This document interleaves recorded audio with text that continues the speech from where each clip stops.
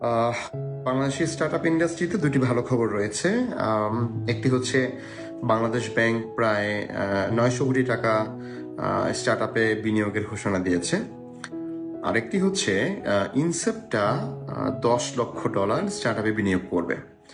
So এতে করে যারা নতুন উদ্যোক্তা হতে চান তাদের বিনিয়োগ পেতে বা বিনিয়োগ খুঁজে পেতে আরো বেশি সহজ হবে।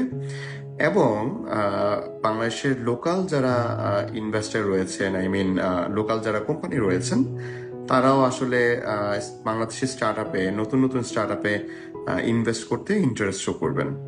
ধন্যবাদ। আহ, বাংলাদেশের স্টার্টআপ ইন্ডাস্ট্রিতে দুটি ভালো খবর রয়েছে। একটি হচ্ছে বাংলাদেশ ব্যাংক প্রায় 900 কোটি টাকা স্টার্টআপে বিনিয়োগের ঘোষণা দিয়েছে। আরেকটি হচ্ছে ইনসেপ্ট